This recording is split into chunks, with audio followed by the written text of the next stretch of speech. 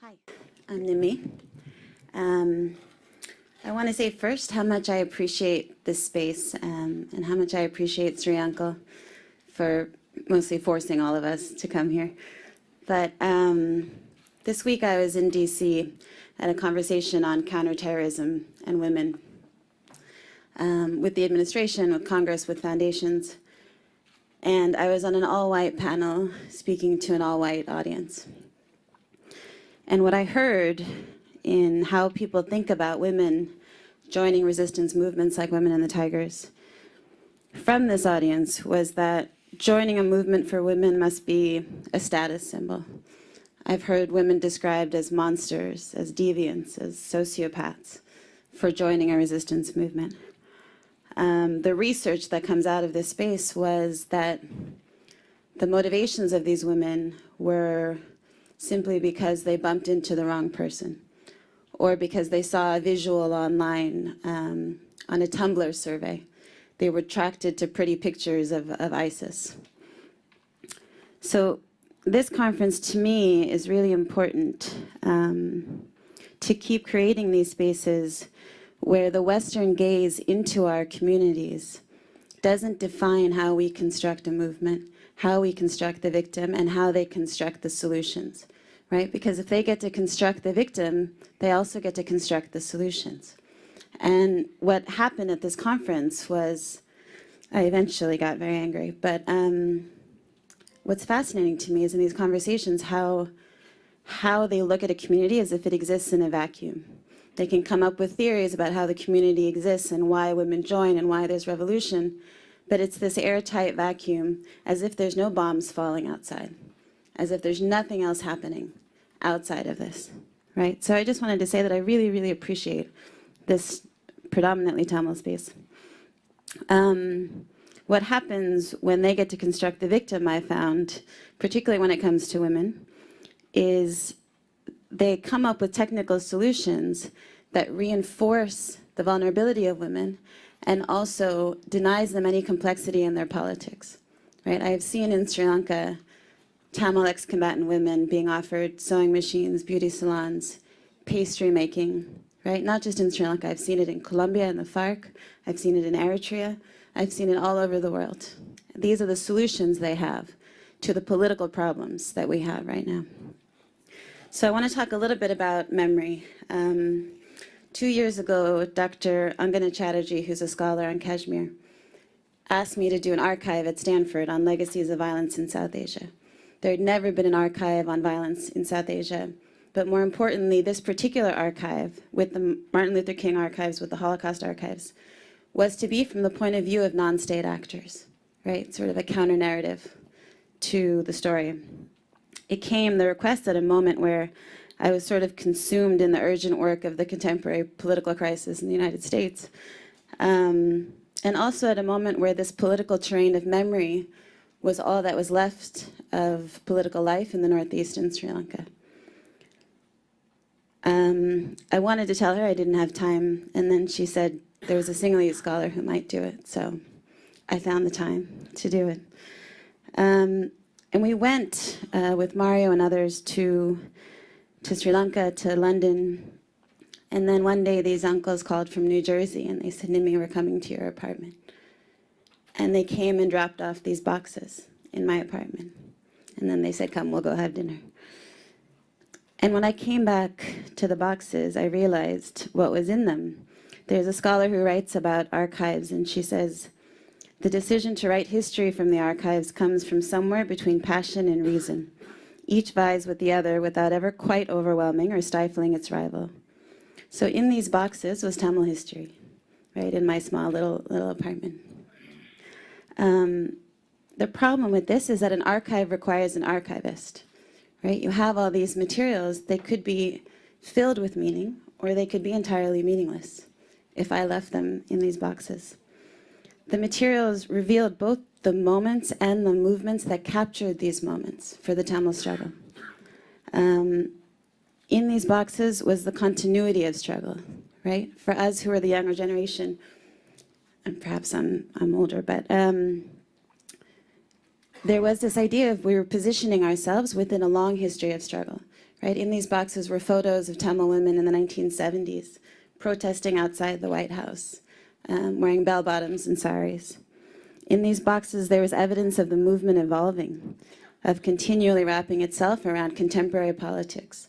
There was evidence of the first nationalist conferences that happened in Canada, that happened in California. There was evidence of the movement expanding. In the boxes, there were letters about Myanmar cautioning about genocide 30 years ago. There was letters from Nelson Mandela supporting the Tamil cause. There was correspondence with the Kurds on terrorism laws in the United States. Also running throughout these boxes was a disturbing, consistent tension as Tamil men grappled with the problematic positioning of the individual Tamil woman. Right? They were desperately trying in these writings to marry her obligation to Tamil culture and her commitment to the movement. One man wrote in 1992, how the Tamil woman, who was a docile, meek, peace-loving member of Tamil society, turned out to be such a courageous, bold, and sacrificing person, offering herself to fight injustice and to save the Tamil nation, is really unbelievable. But it's true. So on the question of memory, it feels in the Northeast as if memories are disappeared in the service of reconciliation. Rape is no longer a problem in the North and East. The memory is erased. Right? People tell me this all the time. I did a study in 2009 on the rapes that happened, over 200 women. By 2011, everybody would tell me, but it's not a problem in the Northeast anymore. But what happened to the memory? What happened to the rape? What happened to the trauma? It made an indelible impact on each of these women. The memory is still there. It's not reconciled. On the question of research, this is difficult research to do. I always ask Tamil women to remember, right? And people speak about re-traumatizing. I don't think it's re-traumatizing. I think the trauma never subsided. I think I have to keep having these conversations with the trauma that's just consistently there. So in these boxes was the first time in 15 years of research that I felt comfortable asking questions. I could ask questions of the materials and I wasn't destroying anybody. On the question of memory and extremism, as I've mentioned, I've had the distinct displeasure of being involved in conversations on preventing violent extremism. I feel that I have to be a part of these conversations because they affect so many women. There was a study done by European and Sri Lankan government academics of ex-Tiger Cotter in detention. So one can imagine how they had access to ex-Tiger Cotter in detention. And these scientists identified the drivers of radicalization and the signs of successful de-radicalization. When it comes to women, they point to the significance quest. That's what they call it. In the context of terrorism, feminism refers to the motivation to prove that women matter, that they are as worthy as men, as committed to the cause, and as willing to undertake sacrifices on its behalf. In short, as deserving of significance. The authors go on to identify feelings of insignificance as a group or as an individual. Let's say as a Tamil, as an individual or as a group. Never linking the feelings of insignificance to the acts of the state in the entire study. So like UN, USAID, and others, in these studies, the state has disappeared. As my colleague mentioned, the question of identity also is disappeared. Right? I was asked once at the end of a UN study to take out the word identity and replace it with the word markers throughout the study. So the question of memory and memorialization, memory has always been an anchor of Tamil nationalist politics in a very large, overtly political way, right? For Tamil women, I believe that meaning and significance is inextricably linked to particular moments, right? There's this moment that they remember from the war, a moment of violence, a moment of loss. And it is around these moments that their politics crystallize, and they harden very quickly. Right? When people talk about hardline politics, for me, they are created in these moments, and you can't get rid of those with a sewing machine. Last year, Anandi, who's a political figure and the wife of a senior Tiger Cotter, told me, if you look at what we're facing now as women, then we see under those times the LTTE as a golden time because there was security for women. There was an ex-combatant I met who was telling me about dropping her cell phone into a well to avoid surveillance. And she says, I miss a lot of things. There we were happy, we were free. Now we are not happy, we are not free. These are among the men and women who are not willing to commit the struggle to the confines of memory. Memory is also important in an intimate, everyday political way. And this is what fascinates me. The question of political agency for women, captivity, how they live under occupation. Memory is also linked to survival, right? Survival in itself is a political act for all these Tamil women in the Northeast now under captivity. For those who try to escape, seeking asylum requires remembering accurately, again and again. That's essential for survival, for asylum status. For those who stay, there's a politics to forgetting, right? The former Carter I met last year could not remember where the scars on their arms came from. The memory is useless to them. In this context, remembering is a risk, right? It is difficult in this context to grapple with questions of meaning, of political significance, because for most Tamil women, life is expressed in terms of death. Everything expressed is, I want to see my land before I die. I want to see my son before I die. So it's very difficult to understand what meaning is in the context of the living. Again, the same study that weighs in on the de-radicalization done in Sri Lanka says, it turned out that the love of Prabharan, an all-powerful leader of the Tigers, was the major motivation underlying female Carter's readiness to die for the cause. Right? As extreme as this sounds, this is a common framework erected to dismiss the politics of women, right? That it's emotional, that they're brainwashed, that they're manipulated. In a paper that I have out this year with Zachariah Mampoli, we look at the specific political space Tamil carved out under the LTTE, right? And we find that under the LTTE, which is often described in the academy as a fascist organization, politically repressive, that there were pockets of resistance, right? And these were culturally sanctioned spaces of resistance from the clergy and from women, right? Because the Tamil identity was tied to a kind of sanctity towards religion, towards women, women also could use that space to negotiate, right? And they challenged the policies of the Tigers. The research found that several times there was women who were accessing their husbands in detention, and they would feign being pregnant, and they would pretend to faint in order to get access to their husbands, right? So by subverting the cultural expectations of them, they are engaged in a political act. Similarly, there was women who were raped, and women I've met with, and their husband told them to report it, right? But the soldier who had raped them was allowing this particular village to get extra water, and the village was doing very well. So she made a decision not to report it. But that in itself was a political decision, right? We may not have seen a major women's movement under the Tigers, right? The Tigers had their own organizations, women's savings organizations, but there was political agency. Why do we point this out now? Because the belief is, after the end of the violent struggle, that people have no politics, people have no political agency. During the movement, after the movement, there will always be agency for Tamil women.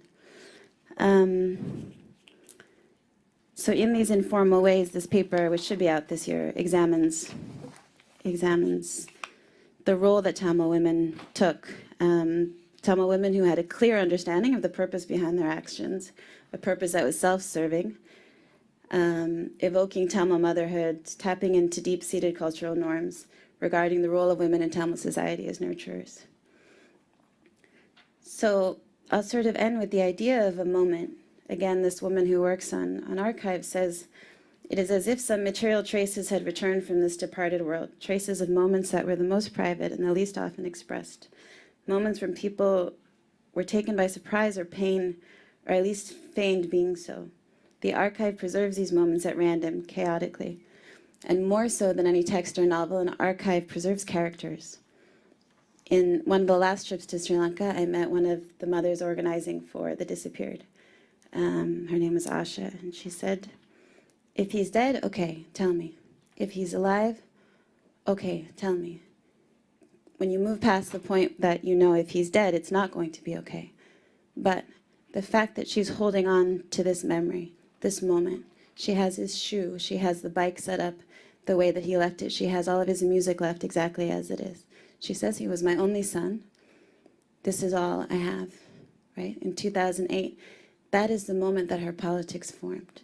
It will not change. Her connection to the state, how she feels about the state, does not change.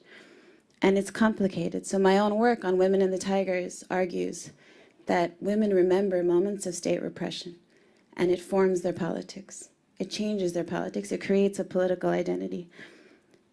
So when handed this sort of compilation of materials and everything in the boxes, the task then is to organize.